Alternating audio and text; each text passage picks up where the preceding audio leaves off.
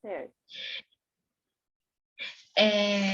Cléo, eu vou te fazer algumas perguntas, mas antes de começar as perguntas em si, eu Uhum. gostaria que você pudesse contar um pouquinho de você, sabe? É um pouco assim, como é que você chega até aqui, na capelania, fazendo esse trabalho? Se tu puder me ambientar um pouquinho, falar um pouquinho da tua trajetória?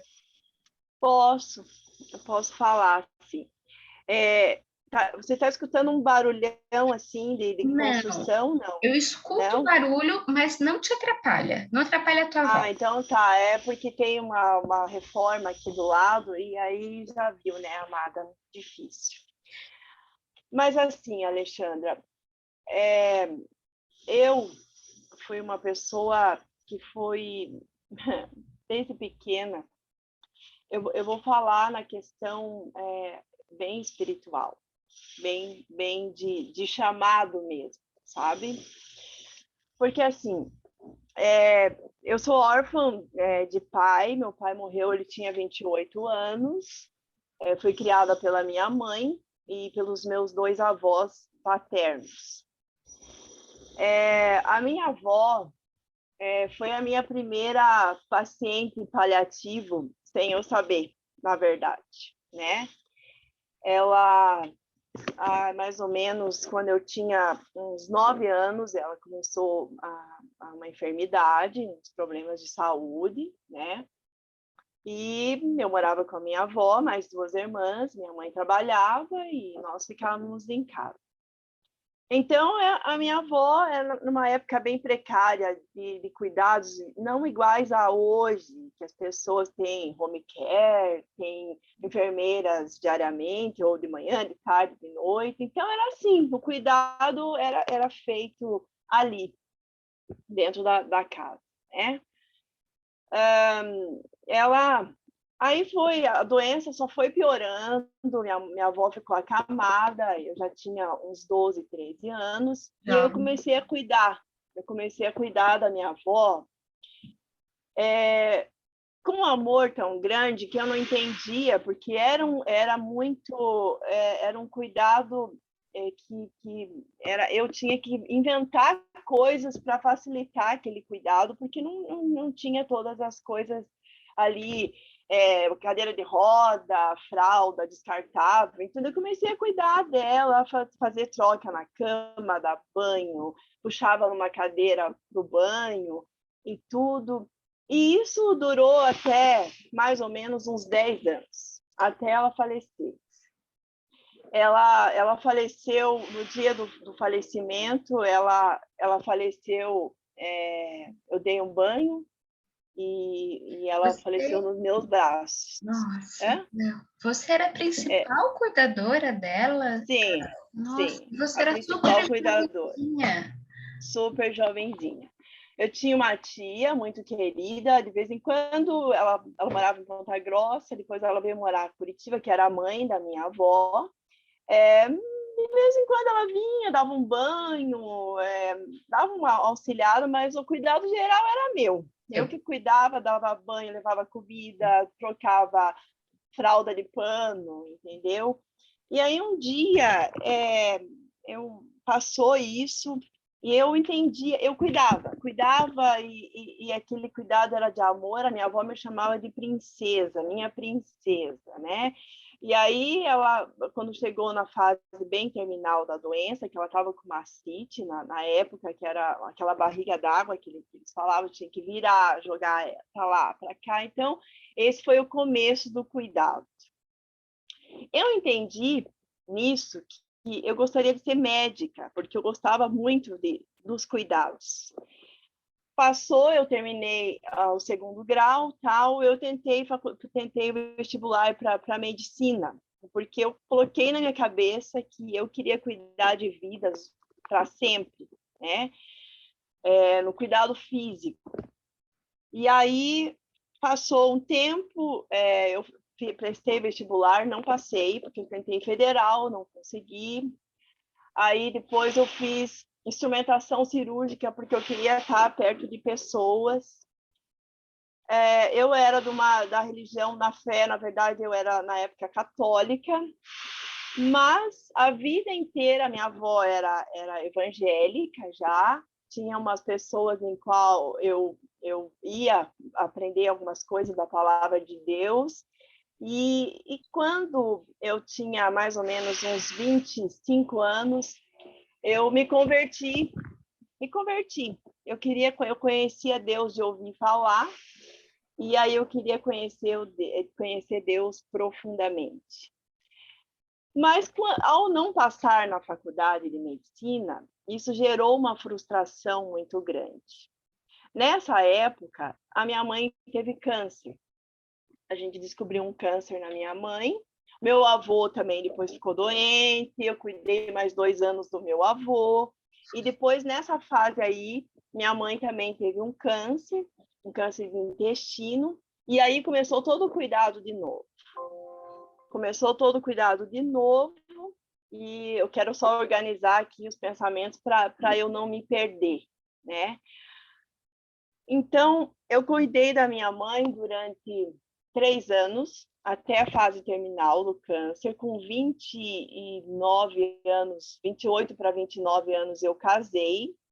Aí minha mãe estava doente, eu trouxe ela para minha casa. E aqui em casa eu cuidei durante um tempo também da minha mãe. Bom, me converti. E aí um dia, numa conversa com uma pastora, ela perguntou sobre a minha vida, como tinha sido, e eu contei toda a história do cuidado da minha avó, que foi um cuidado muito precário, porque eu tinha que lavar as fraldas que ela usava, tinha que dar banho, eu fazia uma parte toda de cuidado geral, né? As minhas irmãs, uma casou, a outra praticamente nunca ficava em casa, então eu cuidava, fui levando aquela vida de cuidadora adolescente, né? Adolescente, fui crescendo, enfim. E aí, né, voltando no que eu estava contando, eu contava para uma pastora sobre essa fase da minha vida e qual eu não entendia e que me gerou muita frustração, muita dor, até porque eu não tinha conseguido passar em medicina, porque eu queria continuar cuidando. E aí eu tive uma experiência. Quando eu voltei para casa, eu fui orar. Alexandra, e eu escutei audivelmente a voz do Espírito Santo me falando assim: nunca mais reclame e nem fale de uma forma triste dessa situação, porque eu preparei você a vida inteira para fazer isso. E você não foi feita para cuidar de vida e corpos, você foi preparada para cuidar de vidas que elas serão minhas. Claro. E aí uau, nossa, deu aquele uau, assim. Tá. Quando eu comecei na igreja, eu já fui convidada para participar do Ministério de Visitadores aqui no hospital, aqui em Curitiba. Eu posso falar o nome do hospital, não? Pode, mas não vai ser identificado. Pode. Tá. Mas não tem problema. Eu comecei a fazer um trabalho no Hospital Evangélico de Curitiba pelo Ministério da Igreja como visitadora. E ali, naqueles corredores, era uma alegria tão grande de poder chegar, de poder atender, de poder orar, de poder levar amor através de Jesus. E eu voltava para casa e eu falava, é isso que eu fui preparada, né? Para estar cuidando, para levar amor, para estar segurando a mão até o último momento, para levar a cura através de Jesus. Tive algumas experiências que foram sobrenaturais. Eu descobri, assim, que eu fui, de fato, eu tinha um chamado em que aquecia o meu coração e eu queria fazer aquilo para o resto da vida. Que lindo. Se assim o Senhor quiser. Hoje, Cléo, você faz o serviço voluntário? Sim, eu comecei como só visitadora voluntária. Em 2013, aí eu fui convidada pelos pastores da minha igreja a fazer um curso de capelania, em Santa Catarina. Fiz esse curso porque eu já tinha uma credencial do céu, mas eu precisava de uma credencial da terra, né? Claro. Para eu poder entrar em lugares que eu não tinha acesso, né? Pela lei, sem dar carteirada, mas Deus abria as portas, mas eu teria que ter uma credencial. Aí eu comecei a fazer os cursos de preparo, capelania, cursos de pacientes, cuidados paliativos, terminais, e fui fazendo, trabalhando como voluntária. Eu já estou no Ministério há 12 anos, e trabalhei de voluntária até há um mês atrás. Só que há 4 anos atrás, quando eu participava de voluntária no Hospital do Rossio, aqui em Campo Largo, junto à equipe da Érica Checan, a gente começou a fazer vários treinamentos para fazer cuidados em UTIs. Eu fiz alguns cursos, vários cursos assim em relação a toda a saúde e a espiritualidade. Mas um dia, a minha amada Érica me colocou na parede e ela me disse: Cleo, hoje você está sendo treinada aqui com pastores e padres, né?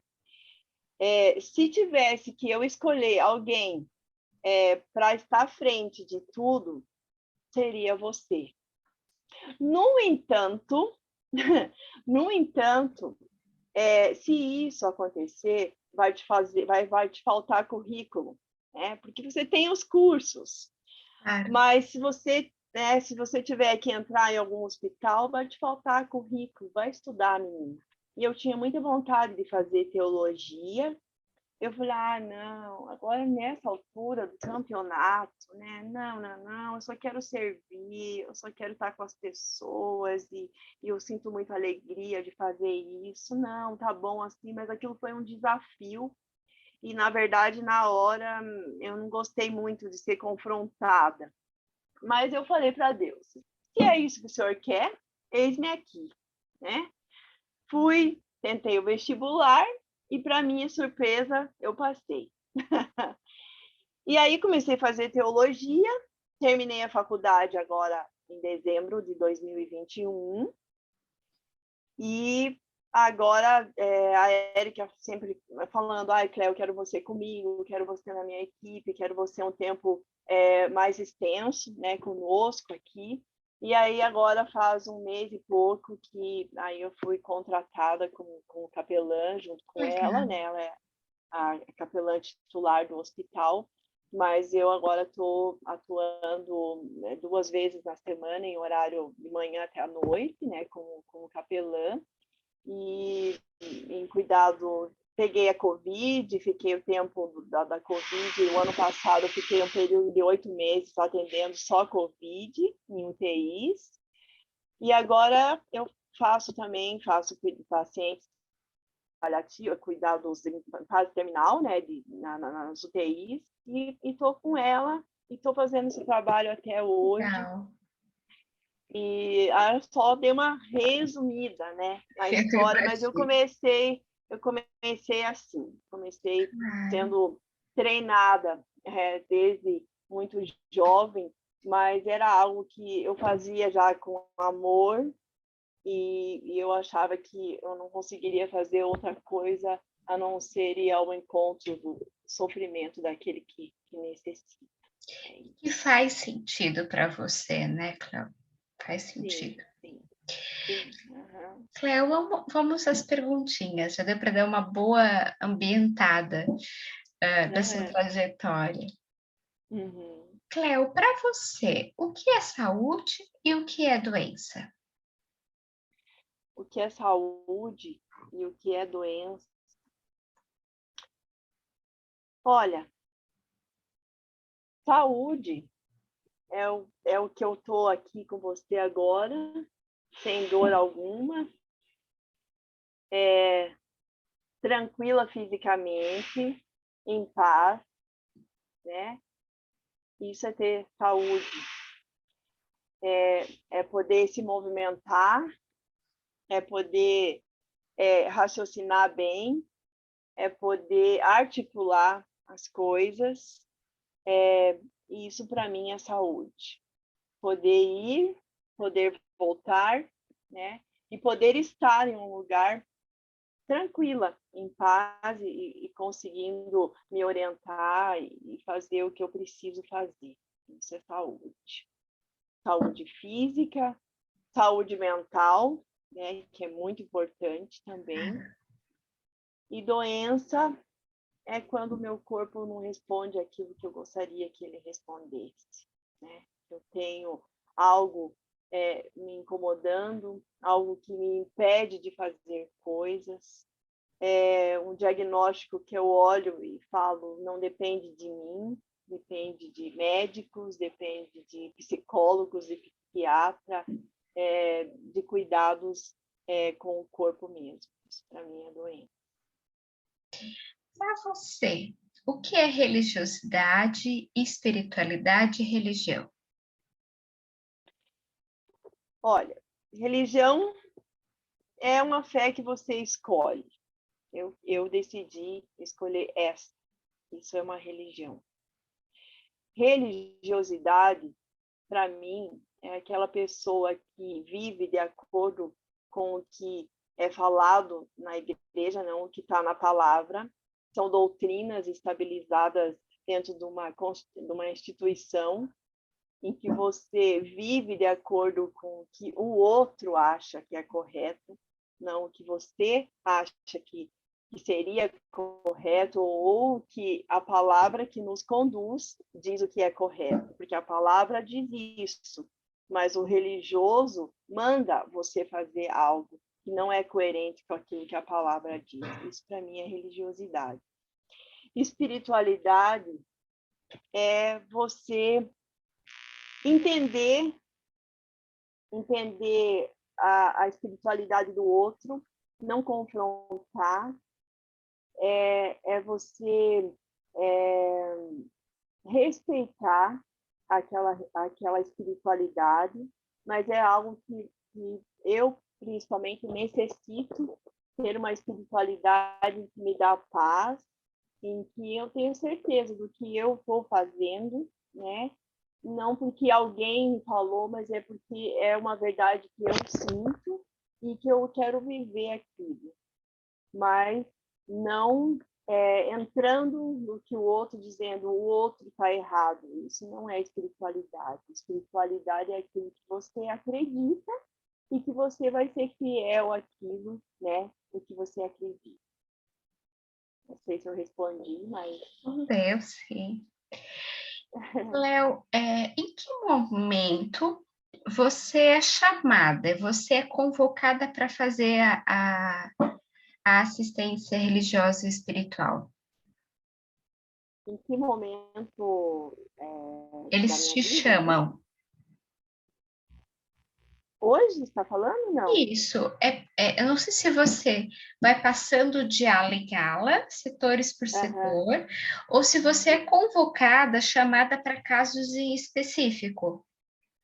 As duas coisas. Porque, assim, hoje nós trabalhamos num contexto assim, nós temos um telefone da capelania, as famílias entram em contato com esse telefone e elas solicitam para que a capelania faça as visitas para esses determinados pacientes. Mas, ali no âmbito hospitalar, eu sou chamada por enfermeiras que veem uma situação em que elas não estão suportando e elas pedem para que você vá até aquele paciente que a família não solicitou, mas ela está passando, olhando aquele cenário tão difícil e ela pede, por favor, Cleo, você pode fazer uma oração com essa pessoa? Claro. Você pode ir até esse paciente, ora com ele. Ou então, às vezes, passando ali um paciente de um box daqui, vê você orando lá, ele pede que a enfermeira chame você para que venha até ele também, que possa escutar, que possa trazer uma palavra de conforto, possa levar um pouco de amor, né? Esses dias uma paciente me falou assim, eu não consigo escutar, segurando a traque um pouquinho, né, com um paninho assim, segurando a traque, ela conseguiu falar, ela falou assim, eu não consigo escutar direito, mas eu sinto o teu amor. E aí eu coloquei as luvas, segurei nas mãos e eu perguntei, eu posso orar por você? Eu fazia assim o sinal porque ela não estava ouvindo. Se você não consegue falar direito, pisca os olhos. E a pessoa piscou os olhos. E então, nesse momento eu sou convocada. Eu sou convocada para estar com uma família que acabou de perder alguém, né? Então, algum profissional chama, Cleo, você pode auxiliar essa família que acabou de ter uma perda, né? E também por alguns amigos, familiares e pessoas que têm outras pessoas em outros hospitais também pede para que eu possa fazer a visita e leve uma palavra de conforto e um acolhimento. Motivos, Cleo, geralmente quando tem esses pedidos, essas convocações, vem com algum motivo? Vem com algum motivo, vem por vários motivos. Eu acho interessante, porque assim, algumas pessoas que têm uma fé, por exemplo, e eu vou dizer na cristã, muitas vezes aconteceu isso. E aí elas ficam desesperadas, sabendo que aquela pessoa nunca quis ouvir a palavra de Deus, aquela pessoa talvez morra sem a preocupação, sem a salvação, sem uma unção, sem uma presença, ou morram sozinhas, né? E aí eles pedem, por favor, leve um pouquinho de Jesus para minha mãe, para o meu marido, porque eu não quero que eles morram sem ouvir um pouco a presença de Jesus, né? Então tem as convocações e também por dores mesmo, né? Perdeu, o que você poderia ali, você poderia estar junto, eu não dou conta, me ajuda. Tem essas convocações. Como é que você até falou, né, das crenças? Como é que você lida? Como é que você compreende? Como você lida com as diferentes crenças do paciente e da família? Olha, Alexandra, para mim, eu tenho muito respeito por isso. Eu ouço, eu escuto, aliás, né? Que para mim é diferente de ouvir, porque ouvir nós estamos aqui ouvindo barulhos dessa construção que não está muito legal. Então, quando a pessoa começa a falar, eu entro numa escuta de respeito, porque eu vou ter que ouvir do que ela acredita, do que ela pensa. E em momento algum eu vou impor uma religião, porque muitos perguntam, mas qual que é a tua igreja? Porque eles pensam assim, nossa, vai querer me enfiar Jesus goela abaixo, e algumas pessoas que falam isso, né? Mas eu respeito muito, ouço e tento, naquele ambiente da religião, da espiritualidade daquela pessoa, tentar ajudar a ter um conforto da melhor forma possível. No entanto, eu vou ser sincera para você, Alexandra. Vou ser muito sincera com você. A palavra de Deus é viva e ela é eficaz. Então, em muitas vezes, eu libero uma palavra que dê esperança. Não cito versículo, nem capítulo e nem livro nenhum, mas eu creio que essa palavra também trabalha no coração e na mente dessas pessoas. Mas com todo respeito, eu escuto e tento ajudá-la a se enquadrar dentro desse ambiente que ela me mostra que ela acredita, né? Para que ela tenha paz. Claro. Porque as pessoas elas se questionam, muitas pessoas às vezes elas pensam, será que é isso mesmo Será que eu estou certa nisso? Né? Elas têm esses questionamentos, né? Então, a gente tenta confortar ela dentro do que ela está falando, né? Para que ela se sinta melhor naquele momento. Quando o paciente te pergunta a sua religião, você responde? Qual que é a tua resposta de uma maneira geral? Olha, de uma maneira geral, eu geralmente falo assim, olha, eu não vim aqui por uma religião, eu venho aqui porque eu creio num Cristo que eu tenho fé no que ele fez pela minha vida, né? Eu não vim aqui fazer uma placa de igreja, eu nunca disse, eu sou tal, ou eu sou evangélica, ou eu fico fazendo uma diferença entre uma religião e outra, né? Mas quando ela me faz essa pergunta e fala, eu sou cristã, eu creio em Cristo, ponto. Sabe? Mas daí, de repente, se insiste, mas qual igreja você frequenta? Tá bom, eu vou dizer qual é a igreja que eu frequento, mas eu estou aqui só por causa de Cristo. Claro. Porque a denominação, ela, para mim, hoje, eu creio na palavra. A denominação, ela tem dogmas ali, diferente do que muitas vezes é o que a palavra diz, né? Mas eles perguntam, e eu falo assim, eu creio em Cristo. Você crê em Cristo? Não, sim, né? Vai ter várias respostas. Você chegou a sofrer preconceitos? Sim, sim, sim. Alguns um pouquinho com mais desrespeito, outros com indiferença, mas eu sempre mantenho a paz e tenho um bom dia, porque eu já perguntei, você permite que eu ore com você? Eu nunca disse eu posso orar, porque permitir, a pessoa permite. Eu não posso impor que ela ouça uma oração. Aí sim, e algumas vezes eu não quero oração. E aí eu falo, bom, então, que você tenha uma boa tarde. Pronto, e tchau, fique bem, espero que você melhore, né? Mas, ou então, de religiosidade mesmo, de religiões que, por exemplo, não permite que a mulher ore, né? E aí a pessoa fala, não, eu não quero, porque eu não estou com véu, porque, enfim, né? Mas a gente sempre respeita muito isso. Você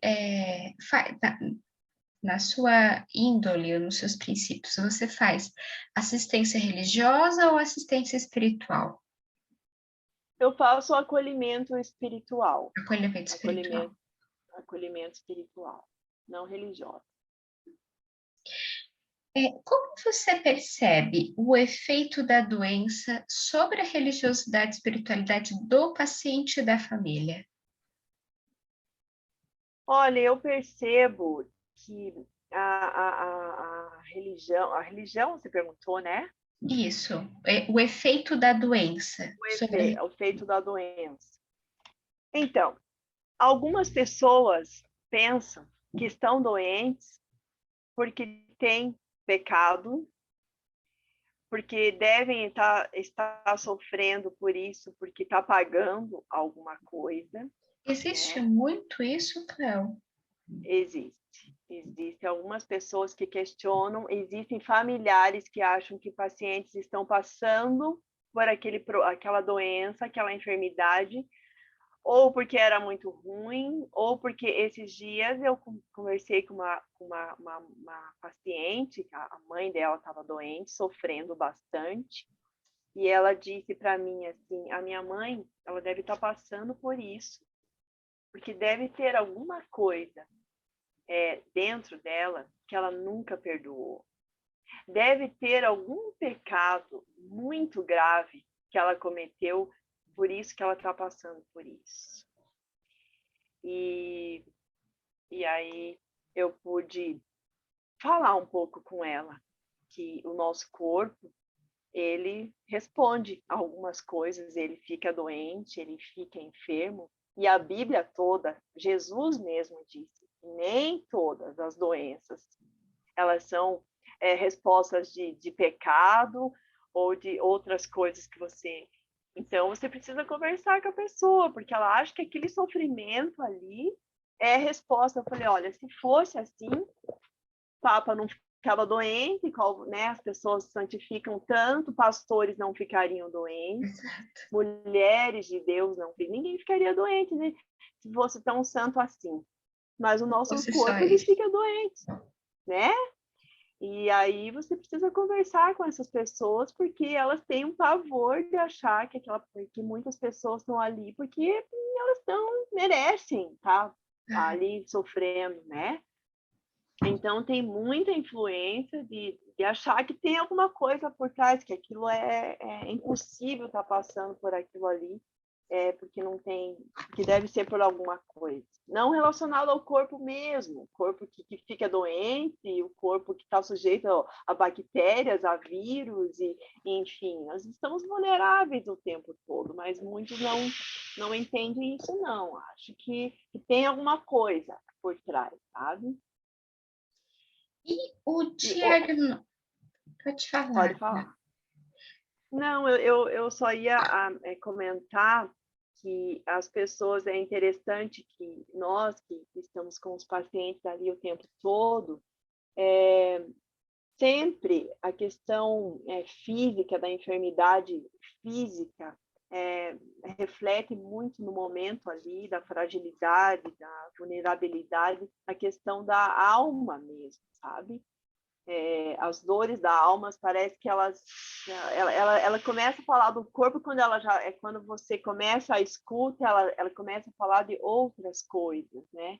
Então é interessante também como essa parte psicológica influi muito também nas doenças psicossomáticas também, Claro, sabe? Né? claro, Bom, você sabe disso, né? claro. Uhum. E o prognóstico e o diagnóstico do paciente, de alguma maneira, influencia nesse acolhimento religioso e espiritual? O diagnóstico, Isso, eu acredito que sim.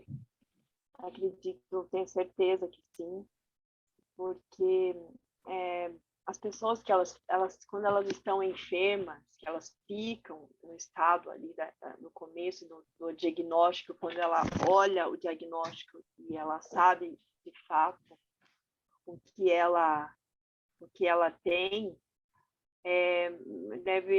passa muita coisa na cabeça, passa muita coisa na cabeça e é uma corrida contra o tempo. E agora? O que eu vou fazer?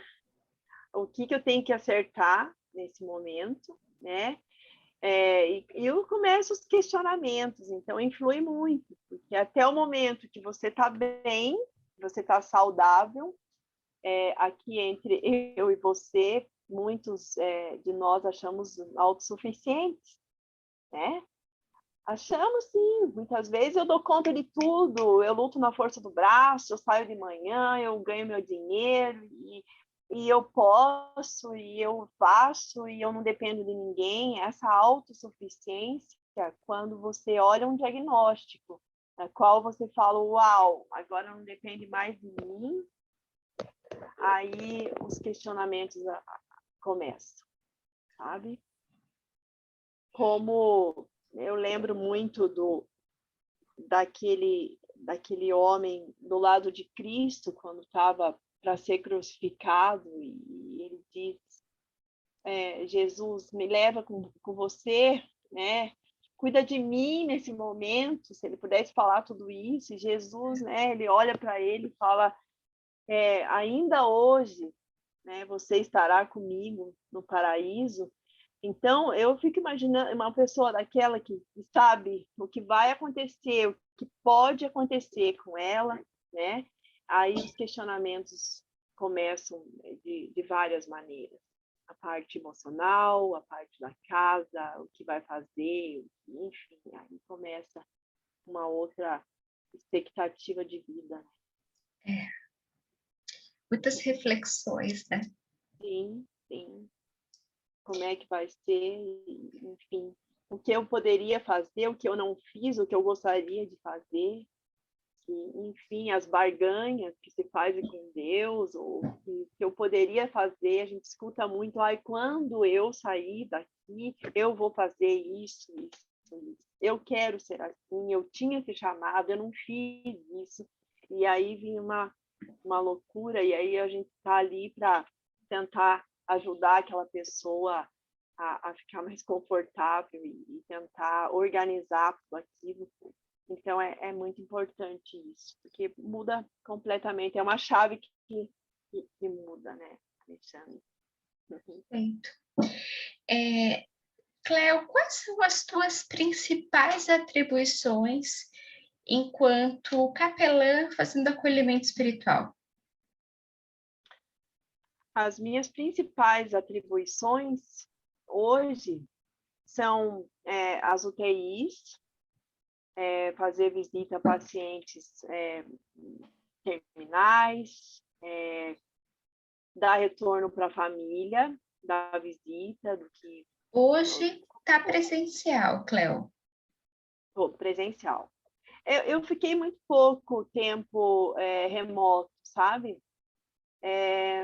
Eu fiquei bem pouco e hoje eu não sei, era uma coisa que me dava um pouco de agonia, porque eu gosto de olho no olho, eu gosto de estar ali do lado.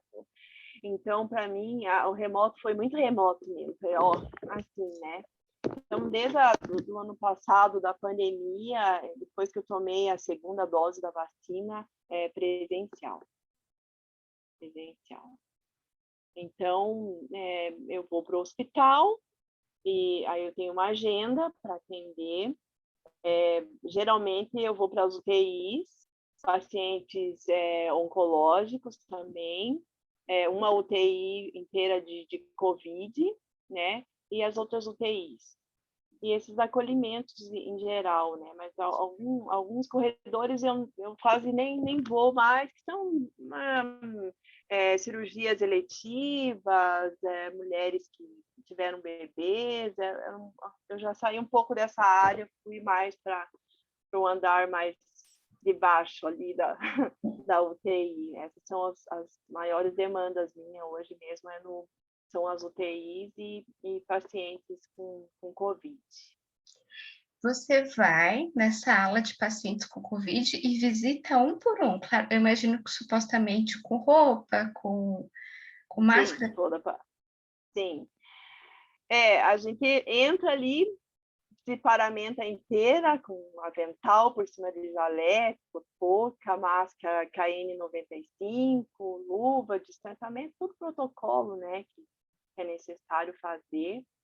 E UTI também, toda questão da asepsia, isso mão não sobe, não desce, fica aqui. Enfim, todo o protocolo do ambiente hospitalar mesmo, do âmbito, né, no que você está ali. Ontem de manhã, pode falar. Eu imagino o quanto deve ter sido difícil, porque agora a gente já se familiarizou com a pandemia, né, Cleo? Já está num lugar de tranquilo. Mas no começo gerava tanto medo e você, mesmo vacinada, mas você ia para o fronte de guerra, né? Exato. Mas você sabe, eu vou contar um segredinho para você. Eu peguei 2 vezes Covid já. As 2 vezes em que eu fui contaminada pelo vírus, eu estava em casa e não estava dentro do ambiente hospitalar. Longe, não tinha como, pegou lá, veio aqui, não. Quando começou a pandemia, eu dava assistência para minha sogra, ela tem 89 anos agora, fazendo insulina e medindo pressão, então eu sou um pouco cuidadora, assim, da minha sogra também, que já está bem velhinha. Então eu falei, Érica, eu vou ficar um tempo agora, porque ela é hipertensa e diabética, eu vou ficar um tempo até eu ter as vacinas, e eu acho que não é correto eu estar vindo, porque se precisar de mim, eu não teria como dar suporte para ela, porque eu teria medo de repente, passar para ela, né, contaminada. Mas fiquei em casa. Fiquei em casa, quando chegou eu estava 20 dias em casa, meu marido pegou Covid lá no trabalho dele, não usava máscara, aquela coisa toda assim, de repente começou os sintomas, eu fui fazer o exame positivo. Vocês estavam Foi sem a difícil, vacina. sem a vacina, primeira vez. Tá, passei pelo Covid, foi aquela sessão, não foi uma fase bem difícil, porque eu fui a que mais sofri aqui, daí todos pegaram aqui dentro da minha casa, minhas 2 filhas e meu marido. Tá, passou, tá, daí tomei a primeira vacina, né, e tal, na segunda dose eu fui para o outro hospital que não tinha Covid, a Érica falou, não, volta para mim aqui e tal, fui. Aí, paramentada, da cabeça embaixo, 8 meses fazendo só Covid, hospital assim, UTIs lotadas, e aquela loucura toda que foi a Covid, né? O Hospital do Rossio era referência de Covid aqui. Passou, peguei uns dias de recesso, agora no final do ano, fiquei uns 20 dias em casa, peguei Covid de novo. De uma sobrinha que pegou da manicure, que passou para minha filha. Então, assim, mesmo estando naquele ambiente ali, a gente toda paramentada, se cuidar e estar ligado o tempo todo, porque às vezes a demanda era tão uma loucura para os profissionais ali que acabavam se contaminando, porque a demanda foi muito grande, mas as 2 vezes que eu peguei Covid, eu peguei dentro da minha casa. Extra-hospitalar. Uhum. Extra-hospitalar. Como você, voltando às atribuições, como você faz o acolhimento? Como você se organiza para acolher o paciente ou a família? Bom, eu vou falar do paciente, você quer do paciente acordado ou entubado? Ou, né, Eu gostaria dos 2, se você puder dos 2. compartilhar. Bom, então, vamos dizer que o paciente esteja acordado, né? Na UTI é raro, tem bastante, mas ultimamente eu tenho vários pacientes que estão entubados, e hoje até tive um óbito de uma paciente que eu cuidava, e né, doeu bastante meu coração, porque eu atendi por muitas vezes essa paciente. Eu vou contar dessa experiência, por exemplo, de um paciente entubado. Eu chego no quarto, e no box da UTI, eu faço uma leitura, né, daquele ambiente, eu faço uma leitura visual, porque isso vai te dizer algumas coisas. Claro. Vai te dizer, por exemplo, tem famílias, né, num contexto, vamos dizer, fora do Covid ou dentro do Covid, enfim, fotos, alguma coisa ligada à fé, por exemplo, um rosário, uma cruz, uma santinha, alguma coisa, vamos dizer, do candomblé, enfim. Então, às vezes tem algum material ali que vai identificar aqui. Então, eu faço essa leitura. Eu ouço um pouquinho o barulho, e aí eu quero ouvir a voz do Espírito Santo. Fala comigo, Espírito Santo. Eu não conheço essa pessoa, eu não conheço a história, eu não sei nada sobre ela, mas o Senhor sabe.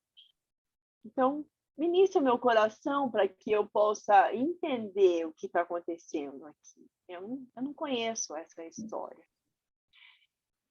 E aí você vai sentindo, eu vou sentindo no espírito algo que eu possa orar, e eu falo com essa pessoa como se ela estivesse me vendo ou ouvindo. E eu falar, oi, eu me apresento para essa pessoa, oi, eu sou a Cleo, eu sou capelã no hospital, da parte de cuidados aqui, de acolhimento. Aí, se foi pedido da família, fulano pediu para que eu viesse aqui, porque eles estão preocupados com você. E eu começo a falar o que a família também pediu e o que ela também talvez sinalizou, ou não tenho informação nenhuma, mas eu me identifico e conto e vou falando com aquela pessoa. E aí eu, na condição de cristã, sem saber se eu fiz uma leitura do que eu possa falar, né? Ou então, de repente, se eu vejo um rosário, eu vou conversar com ela como se eu soubesse quem era aquela pessoa, Claro. né? Na leitura que eu faço do ambiente. E eu começo a falar algumas palavras para ela, sempre vindo da palavra de Deus, dando consolo, falando o quanto ela é importante para Deus, e vou ministrando aquela pessoa como se ela estivesse ouvindo. E assim, Alexandra, entubado, sedado, com tráqueo ou entubado. Nessa experiência, eu já vi pacientes escorrendo lágrimas dos olhos, sabe? Móvel, mas escutando. Já tive experiência de essa pessoa abrir os olhos. Eu já cantei, eu não canto bem, eu não faço parte do louvor, mas às vezes eu cantava também para essa pessoa. E aí eu falava, ia falando algumas coisas que vinham ao coração, como se ela estivesse me ouvindo. E aí eu falava também, agora eu vou fazer uma oração para você, tá bom? Escute essa oração.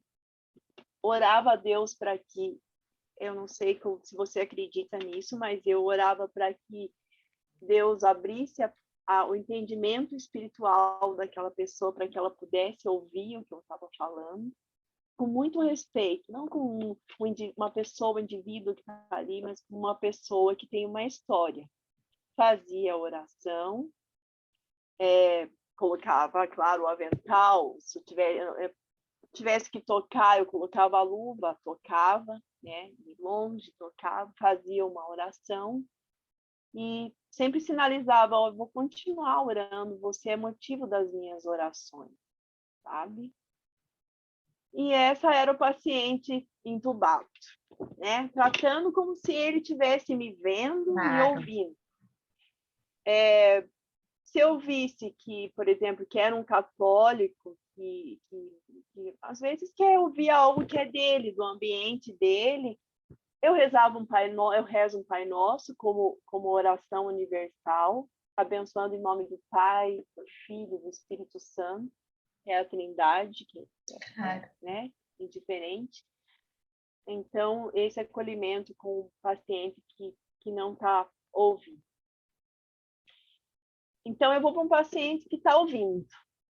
Então, eu entro, boa tarde, bom dia, enfim, eu sou fulana de tal, e sempre pergunto, como você está hoje? Não? Tá tudo bem? Porque eu acho que é uma pergunta que eu sempre falo, não pergunte isso. Como é que pode estar tudo bem com a pessoa que está no hospital? Então, como você está hoje? Aí a pessoa começa, e você entra numa escuta, né? Nós temos uma metodologia ali no hospital, que eu acho fantástico, uma metodologia do escutar. Você escuta o que aquela pessoa vai dizer, e aí você vai vendo o que ela vai falando, naquela escuta, vai identificando algumas coisas. Depois você vai trazer uma palavra que dê esperança dentro do contexto do que ela falou, se ela é católica ou não, se ela quer que a gente faça uma oração junto, se ela permite que faça a oração, você entrega, né? E aí, se ela permite, você faz uma oração e tem um tempo com ela. Se tiver que cantar um louvor, a gente canta junto. Se a família estiver junto, a gente também acolhe aquela família. Oi, quem você é, né? Nunca afirmando, você é mulher, você é marido, também é uma coisa que a gente nunca faz, porque nós não sabemos, né? E a gente interage com aquela pessoa, tem uma escuta, tem um esperançar, da palavra de Deus, sim, na condição de cristão, nunca falando versículos e capítulos com números para que a palavra só saia e ela só escute. E a gente conta sempre ligado a histórias, sabe? Pega uma história da Bíblia e conta uma historinha dentro daquele contexto do qual ela falou, que tem coerência com aquilo que ela disse. Às vezes, por exemplo, a minha vida virou uma tempestade, eu não sei o que eu faço e não sei o quê. Aí você lembra, o Espírito Santo faz você lembrar, por exemplo, que Jesus acalmou uma tempestade. Você traz aquela história, assim, conta uma história, e aí traz um esperançar, ora com essa pessoa e com a família também. Quando nós podíamos dar um abraço, eu sempre perguntava, você permite que eu dê um abraço para quem está do lado, né? Não no paciente. Houve isso também, numa época que podia, a gente não toca, não manipula nada, não mexe no paciente. Então, tinha sempre um abraço para aquela pessoa e era muito especial. Então, é dessa forma que a gente aborda os pacientes, escutando principalmente toda a história com o tempo e dentro daquele contexto nós esperançamos uma palavra que vem de Deus e se assim ela permitir, nós fazemos uma oração. Perfeito. Você estava falando da família, né? Sim. A família, de alguma forma, influencia na religiosidade e espiritualidade e no acolhimento espiritual? Influencia, porque tem pessoas que têm um preconceito, né, de ver algumas coisas que eles não gostam, então influencia sim, influencia porque eles não querem saber, são céticos, né? Tem uma religião mesmo formada. Você sabe que ultimamente, raramente alguém fala, existe sempre, mas raramente, porque no geral as pessoas elas estão ali naquela condição tão frágil, estão precisando de amor, de acolhimento, que elas ouvem, mas influencia sim. Influencia, não, eu sou assim, é isso que eu... Tá bom, ok, não, fique em paz, né? A gente nunca confronta, eu pelo menos nunca confrontei, que é o correto, né? Mas influencia sim, porque assim, o católico, às vezes, ele quer um padre, né? Quer que o padre esteja presente para dar uma unção.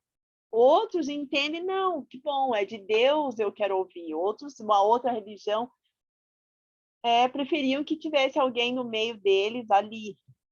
Mas quando é solicitado pela capelania, eles sabem que nós vamos dar esse acolhimento. Então, eles querem que dê amor, que estejam presentes, que estejam do lado, mas influencia sim. Como é que você percebe o posicionamento e a postura da equipe diante dessa, tanto da religiosidade, da espiritualidade, mas principalmente do acolhimento espiritual? Da equipe? A Da equipe. É claro que tanto essa assistência, esse acolhimento espiritual também deve ser visto como parte constituinte da equipe, né? Mas os demais profissionais, médico, enfermeiro, pessoal da higiene, técnicos, a equipe, setor administrativo, como é que você percebe? Como que eles compreendem o acolhimento espiritual? Olha, no ambiente que eu estou hoje, eles são muito receptivos, eles querem estar junto, eles pedem para estar junto, eles pedem para orar. Eu também preciso de oração. Dá para você voltar aqui, porque eles estão tão cansados, eles estão tão abatidos com toda aquela situação e viver naquele contexto, o tempo de trabalho ali, que eles também querem participar. Pode fazer. Às vezes eu falo, não, está fazendo algum procedimento. Tá, eu volto daqui a pouco.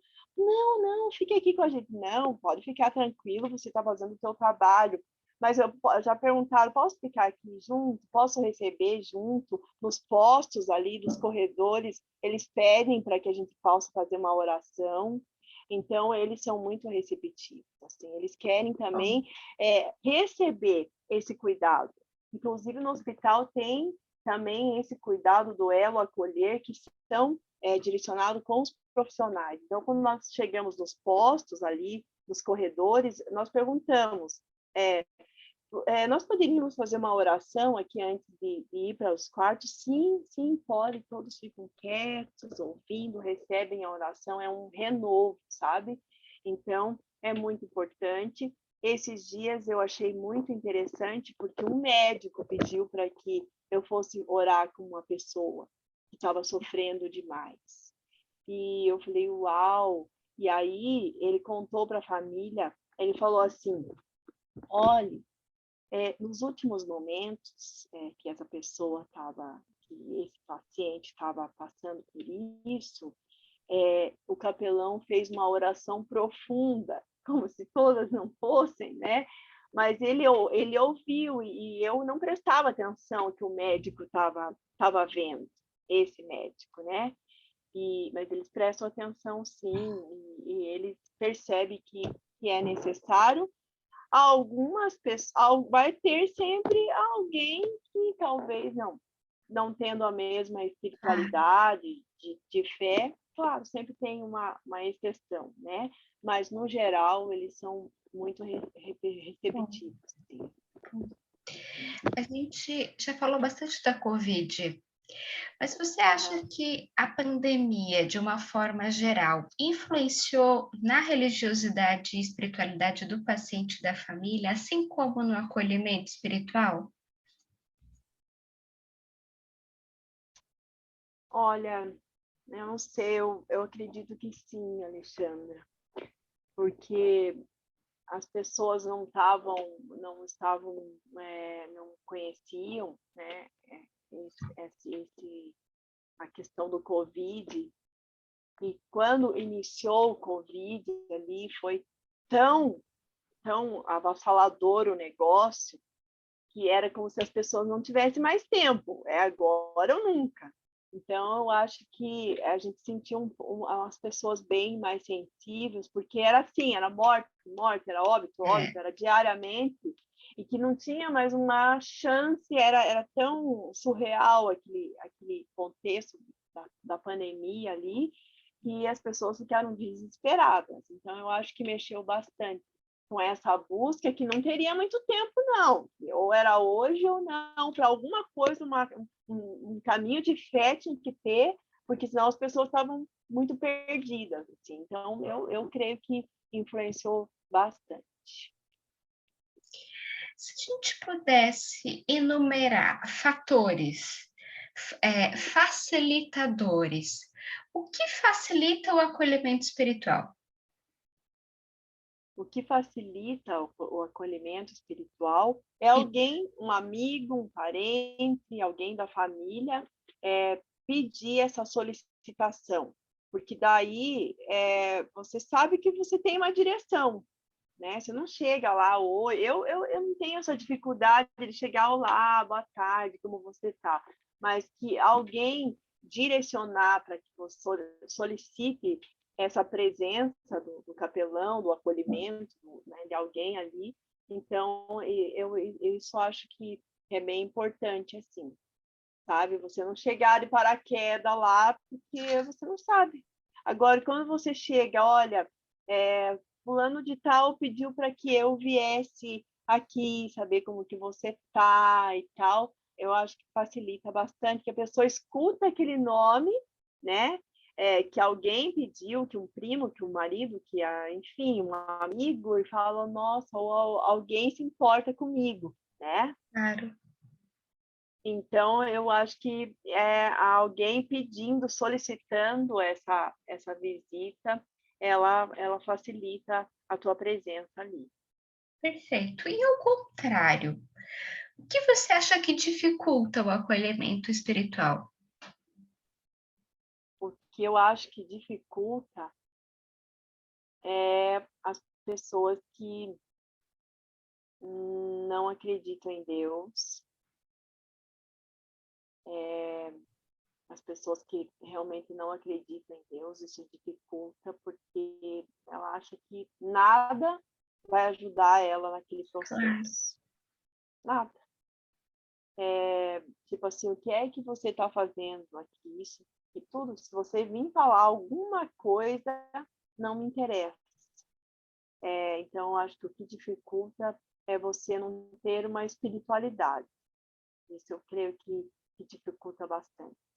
Porque se você tem uma espiritualidade e crê em alguma coisa que te traz esperança, que você tem noção, talvez, do que para onde você iria, ou a pessoa ela fica um pouco mais tranquila. Agora, se é uma pessoa totalmente cética, que não crê em nada, nada, nem digam em Deus, mas que não crê em nada, tá aí. Isso ela dificulta, porque daí é só os cuidados físicos dos médicos, da equipe multidisciplinar ali, da questão dos cuidados realmente do corpo, do que tem que fazer, mas o resto não interessa, então isso dificulta. sim, Isso não vai ter não vai te receber, porque se você falar isso, o que é capelania? O que significa isso? Tá, tipo assim, ignora aquilo, né? E aí fica difícil. Daí você tenta, então, mas como que você tá? Daí você tem que mostrar o lado que você está se preocupando com ela, não que você vai levar algo, né? E aí tem que tentar poder ter um diálogo, uma conversa do que ela gosta, do que ela faz, mas é difícil, claro. é difícil. Que a gente tem que cuidar desse olhar, o olhar de cristão, de santo, né? E a pessoa tem que ver você como um ser humano que está preocupado com ela, né? Claro. Então, isso dificulta bastante. É. Uhum. O que você faz quando você percebe que a fé, ela do paciente, da família, as crenças, elas se esgotaram ou por algum motivo elas precisam ser modificadas? Como você lida com isso? Olha, Alexandra, eu sempre vou buscar em alguma coisa, alguma situação, até da própria Bíblia mesmo, em mostrar pessoas que perderam essa fé dentro do caos, dentro daquilo que não tem mais o que fazer, clinicamente, naturalmente. Eu sempre vou tentar trazer algo para aquela pessoa, uma história que talvez mexa com ela, para que volte uma esperança, para que volte uma alegria, alguma coisa para ajudar essa pessoa a, a enxergar alguma coisa diferente, que ela não fique só com o que ela tem, mas o que ela pode fazer com aquilo que ela tem, né? Ressignificar as coisas que ela tem para que gere nela algo que possa motivar ela a ter uma qualidade melhor na situação do que ela está. Então, naquele momento, você, na conversa ali, trazer alguma coisa que possa ajudar ela a ressignificar algumas coisas. Perfeito. Você já se deparou com algum dilema ético? Eu não gosto muito dessa palavra, porque também quando a gente fala de capelania, acredito que a palavra adequada não seja trabalho, muito menos Uhum, profissão, né? Mas, de uhum. grosso modo, só para ficar claro, você já se deparou com algum dilema ético profissional frente à religiosidade e espiritualidade na assistência, no acolhimento espiritual? Eu já percebi que, nossa, é difícil falar isso, porque assim, esses dias eu ouvi uma frase assim, desculpa, mas é assim, os cardiologistas acho que são Deus, e os neurologistas têm a certeza que são. Então, muitas vezes, essa ética de achar o que é que esse capelão está fazendo aqui, que se eu não dei conta, se eu estou dando conta do recado ou se eu não dei, está perdendo tempo.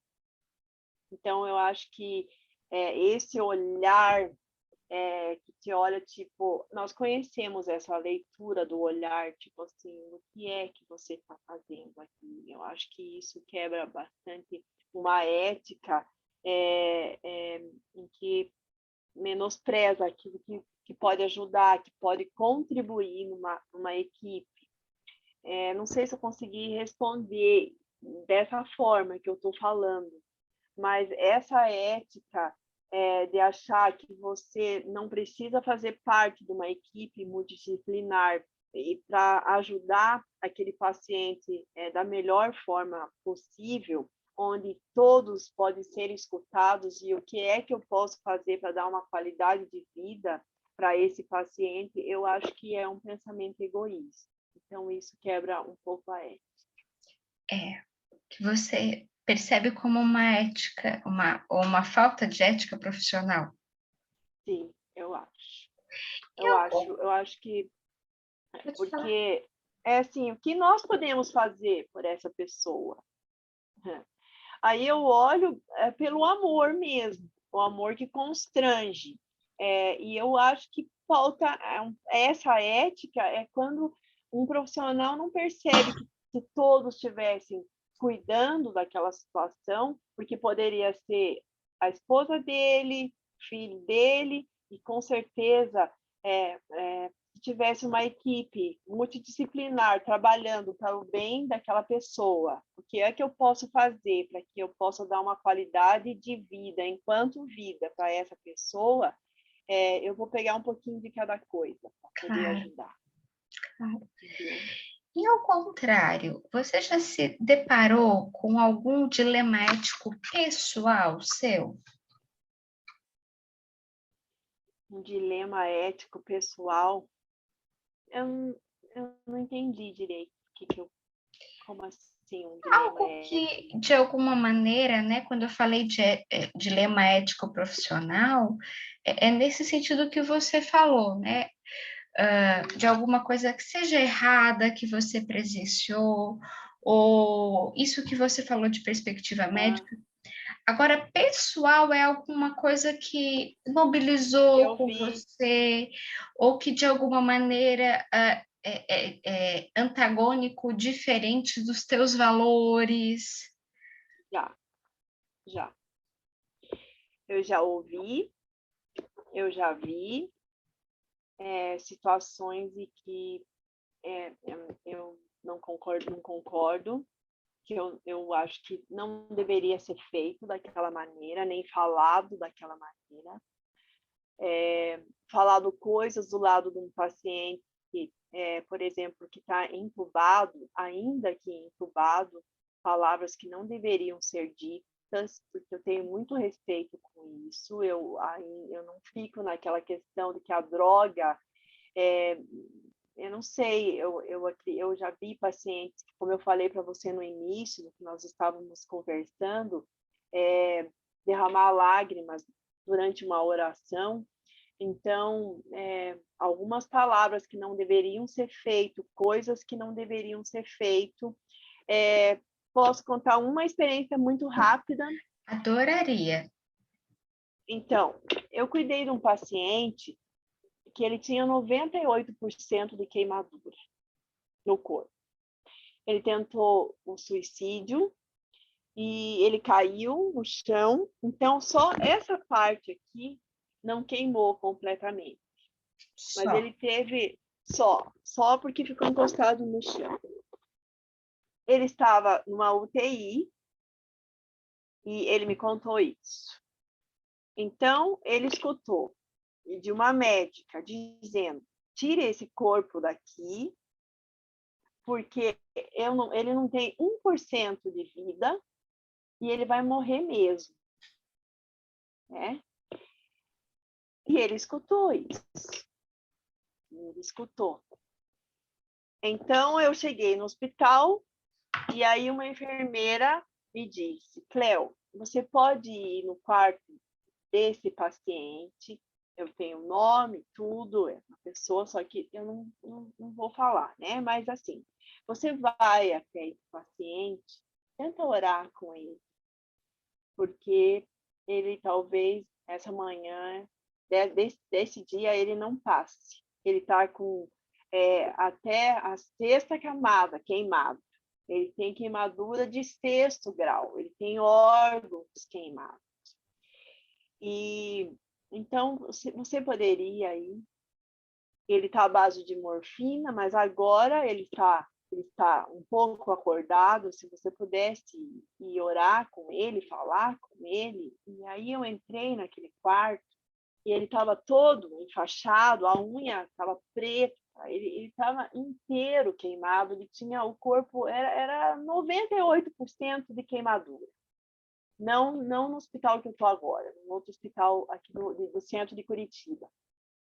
E eu entrei naquele quarto e eu comecei a falar do grande amor que Deus tinha pela vida dele, indiferente do que ele tinha feito, porque eu soube que ele tinha cometido tentativa de suicídio, Depois de queimado. Depois de queimado.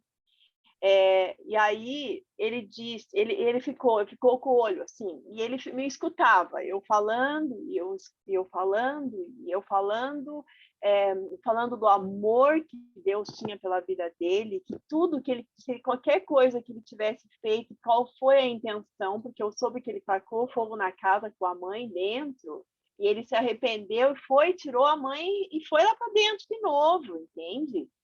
Então, era um peso muito grande, era uma pessoa que estava com problema de depressão, tudo, e ele escutou isso de uma médica, tipo, tira isso daqui. É um caso bem complicado que houve aqui em Curitiba, enfim. E aí eu ministrei, e eu falei, querido, Deus te perdoa de tudo, não sinta peso de nada, fica em paz. Fica tranquilo, você é amado, você é bendito do Senhor. E comecei a falar palavras para ele, e as lágrimas escorriam em cima daquela queimadura. E ele estava com aquele olho arregalado. E aí eu falei, posso orar por você? Ele não conseguia falar, ele estava com tráqueo. Eu falei, se você entende o que eu estou falando, pisque os olhos. E ele piscou. E eu comecei a orar pela vida dele, comecei a orar e abençoei, orei e falei, depois eu volto aqui porque eu tenho algumas outras pessoas para atender. Alexandre, eu voltei depois de meia hora lá. Ele tinha um olhar sereno, não era mais aquele olho arregalado, tá? Diante de Deus eu te falo isso, não era aquele olho arregalado, ele estava com um olhar sereno. E aí eu cheguei bem perto do lado dele e com muita dificuldade ele disse assim, depois, tudo muito pausado, com muita dificuldade, ele disse, depois que você orou, toda a minha dor passou. E eu falei, meu Deus, o Senhor é lindo, lindo. Para resumir, de madrugada, esse paciente teve um excesso de vômito, onde a enfermeira me contou depois que saiu como se fosse um piche preto de dentro dele. Ele vomitou aquilo. Deveria ser de fumaça, de coisa queimada. E aí ele foi sendo restaurado, ficou mais 6 meses internado porque teve que fazer implante, aquele tratamento todo, cada vez que eu ia visitar era uma faixa menos, era uma coisa menos. Encontrei ele depois sentado numa cadeira lá fora e ele foi totalmente curado. Mas ele me contou isso.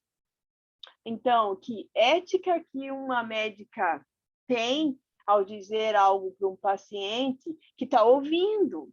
Claro. Que se sente o lixo pelo que fez, pelo que está sentindo, à base de morfina e sofrimento físico, emocional, o peso do que fez, o peso do que gostaria ter feito, não tem ética nenhuma. Então, eles ouvem, eles sentem, eles escutam. Cadê o respeito com essa pessoa? Claro. Né? Então, precisa de muita ética, de respeito, de cuidado, porque eu creio com certeza na medicina maravilhosa, e médicos maravilhosos, e equipes maravilhosas, mas muitas vezes falta ética no cuidado daquele que é uma pessoa que poderia ser alguém da sua própria família, né? Então, esse é um exemplo só, né? Imagino que Mas você tenha vários.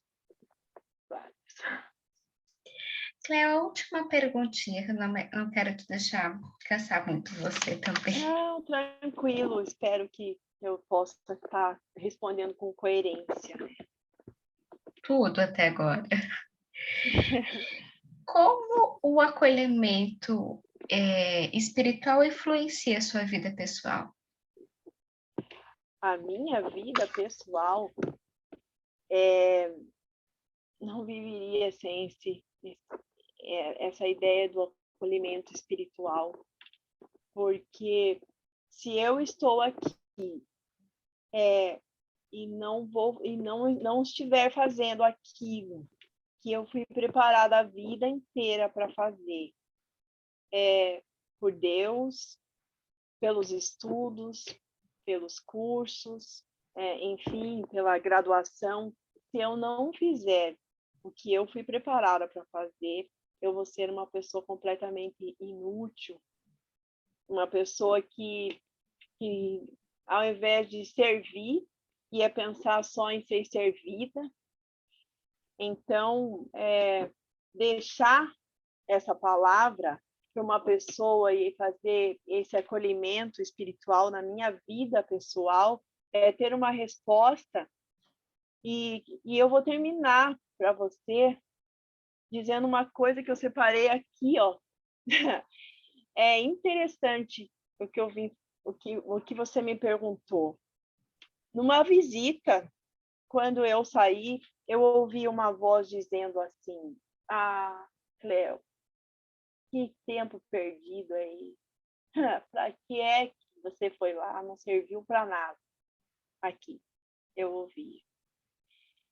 Não sei te dizer, talvez um dia eu tenha certeza, mas o discernimento que eu tive, que essa voz não era de Deus, não era de Cristo, não era minha, mas era uma voz que queria me tirar daquilo que eu fui preparada para fazer. Cheguei em casa, orei, e eu vou ler, porque eu tinha aberto aqui, ó. Fechado. Eu tinha aberto aqui, ó. Olha Eu só. tinha aberto aqui. Eu tinha aberto aqui. E nessa pergunta, agora eu vou colocar o óculos, porque essa letra aqui da NVI, para mim, é muito curta. Claro. E eu falei, Deus, está escrito aqui, ó, no dia novembro de 2013. Essa palavra o Senhor me deu depois de uma visita e que eu perguntava para Deus, adiantou eu vir aqui? Adiantou, Deus, eu ir lá? Adiantou eu orar? Adiantou eu levar o teu amor? Né? Eu perdi meu tempo? E aí Isaías 55:11 diz: assim também ocorre com a palavra que sai da minha boca. Ela não voltará para mim vazia, mas fará o que eu desejo e atingirá o propósito para o qual eu a enviei. Pronto. Essa é a minha vida. Servir a Deus, levar o amor de Cristo, ver pessoas como se fossem minhas, da minha casa, aquela que eu amo, com o mesmo amor, com o mesmo cuidado, com o mesmo respeito. Então faz toda a diferença, né? De saber que eu fui enviada para fazer aquilo que Deus me preparou para fazer, com amor, com cuidado, né? E com muita excelência. É isso. Perfeito. Lindo, Raquel, lindo. Fechamos com chave de ouro. Interessante, Alexandra. Eu separei esse versículo. Falei, vou separar esse versículo aqui. Não sei se eu vou usar, né? Deixei aqui aberto, em cima da outra aqui. E ele está todo anotado aqui, ó. Não sei se você consegue ver. Sim. Anotado aqui. Isso aqui foi em 2013, quando eu tive essa resposta de que nada era inútil, e quando você faz algo com amor, quando você faz algo sem querer alguma coisa em troca, né? É o que aquece o coração de fato. Perfeito. Eu só tenho a te agradecer muito. Toda a sua fala foi extremamente valiosa. É muito perceptível a tua dedicação, o teu comprometimento, a tua entrega e o quanto que você faz com carinho e amor. É um carinho e amor infinito que começou de uma maneira tão menina, né, com a sua avó. Sim.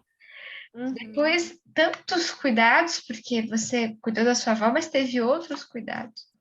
E agora esse coração tão grande que cuida de tantas pessoas.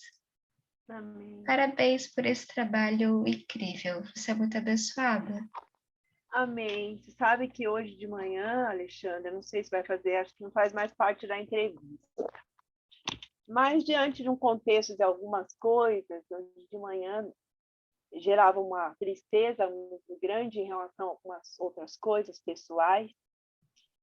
E ontem a minha pastora dizia se existia alguma orfandade no coração, né? Porque eu me virei muito tempo na minha vida praticamente sozinha, humanamente falando, né?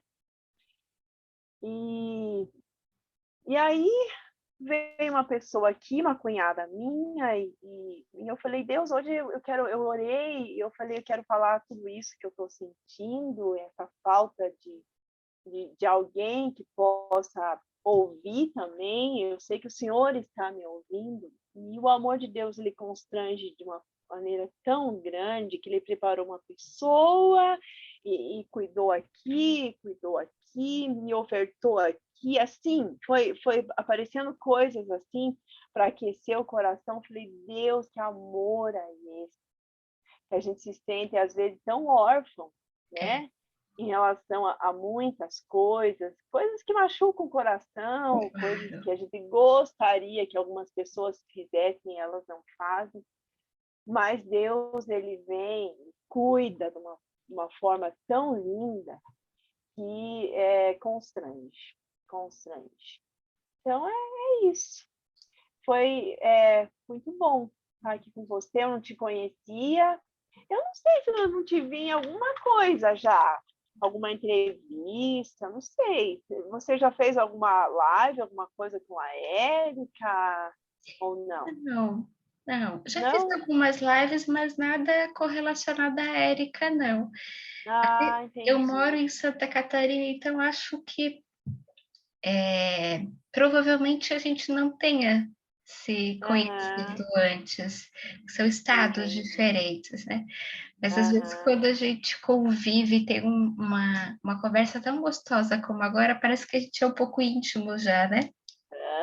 Você tem uma voz tão doce também, você é psicóloga, atende em consultório, tudo? Atendo. Legal, que bacana.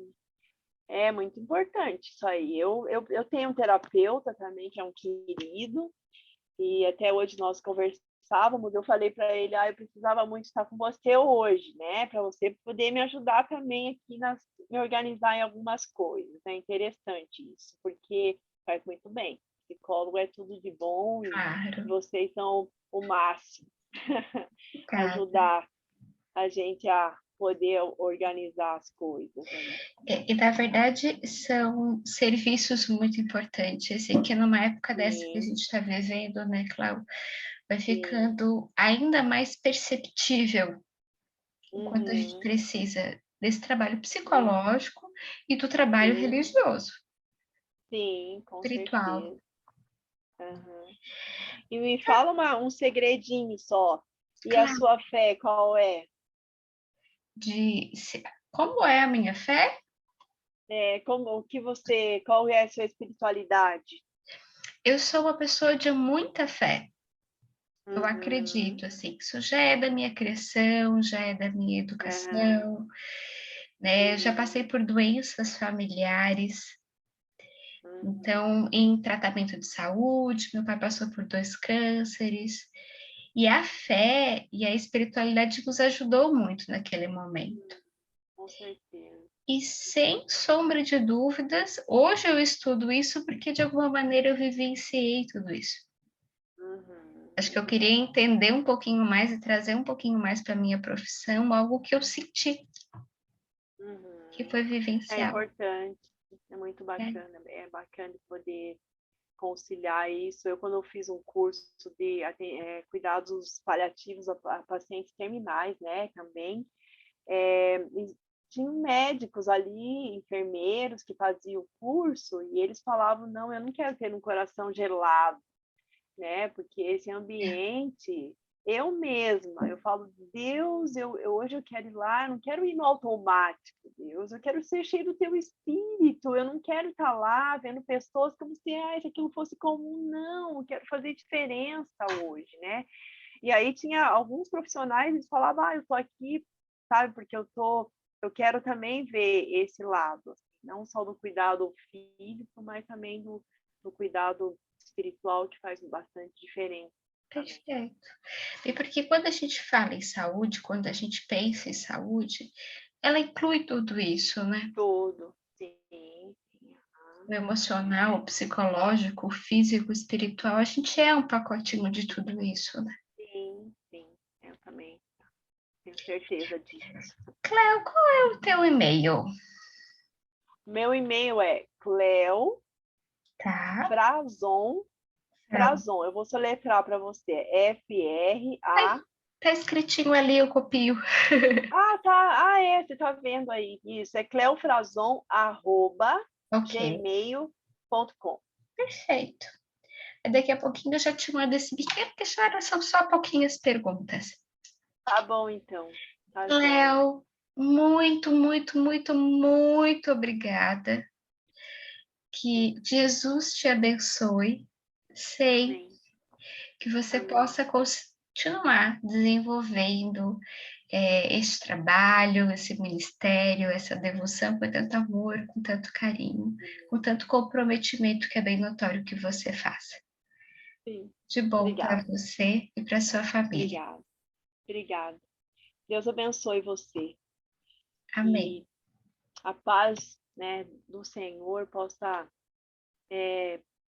trazer algo que aqueça teu coração, que a palavra diz que excede o nosso entendimento, e essa paz possa cuidar da tua mente, do teu coração, na tua profissão, e que você sempre seja também grandemente usada para cuidar de vidas e com tanta responsabilidade e tanta excelência. Amém. Obrigada. Então, tá bom. Obrigada.